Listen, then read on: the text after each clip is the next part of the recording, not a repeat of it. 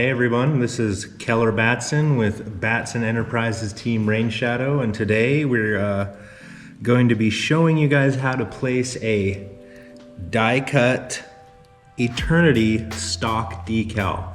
And I've been building rods for 20 years now, and I think I've got these pretty dialed in, so I'm gonna go ahead and show you guys how I like to put these on a blank. We're gonna be doing it on our Eternity blank. I have a few little tools and tricks I use to get these things to lay down clean. One of my first and most important tools is a simple microfiber cloth. I like to use these because instead of, say, a paper towel, which leaves hairy residue and will be very visible underneath the blank surface and potentially contaminate the area where you're going to be laying down the decal.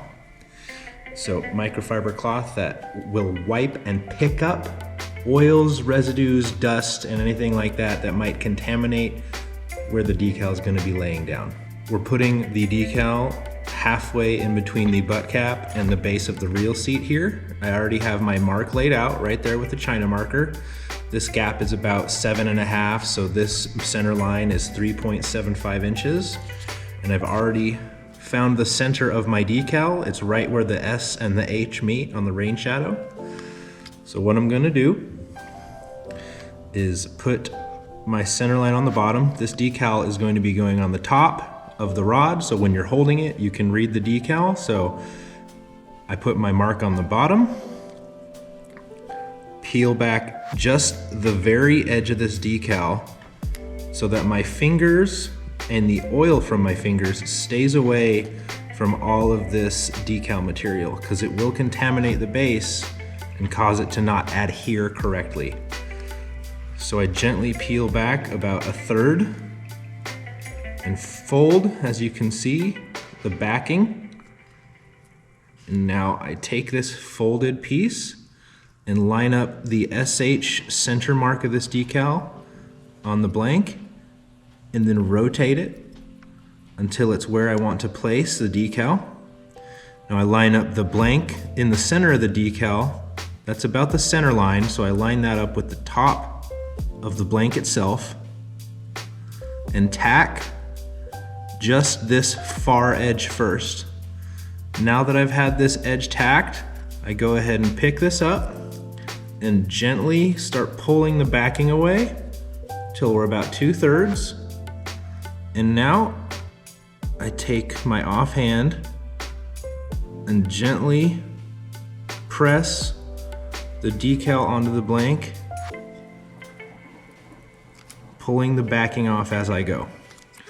So that looks relatively straight. Yeah, that looks good enough to me. I go ahead and take the backing away, and now, even though there's a cover on here, I just like to keep the oils on my fingers away from everything as much as possible. I'm gonna go ahead and take this microfiber cloth, starting from the center and working my way up, rub firmly over the die cut decal, doing the same thing going down until I feel as I've got a pretty firm grip onto the blank. Now, these die-cut decals are kind of temperamental, and it helps to activate the adhesive with heat. So right here, I've got a simple heat gun. Hair dryer would work fine. Go it on the low setting and just go over this decal. Don't need to get it red hot. You can see the backing start to flare out and bubble. That's kind of what I want. That's how I know I'm getting the heat where I want it. We'll go over that. Pretty simple, quick little shot of heat. Back to my microfiber cloth and press down on the decal.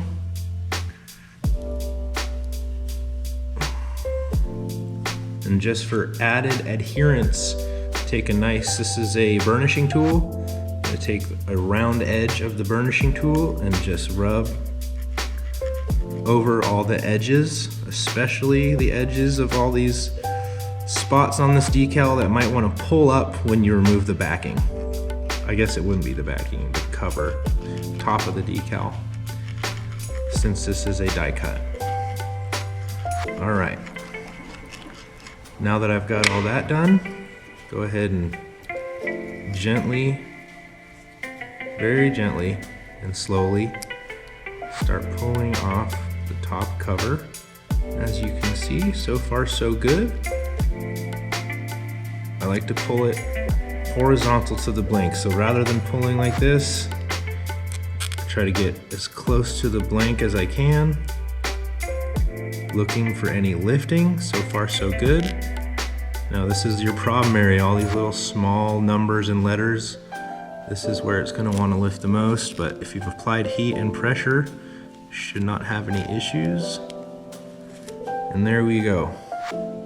That is a well-laid die cut decal. Go ahead and give her a spin, show you guys what's going on here.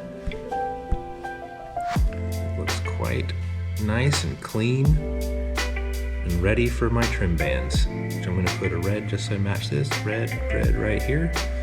Finish coat over that, and I'll erase this China marker with an actual pencil eraser, just so that there's no weird mark on there when you lay your finish coat.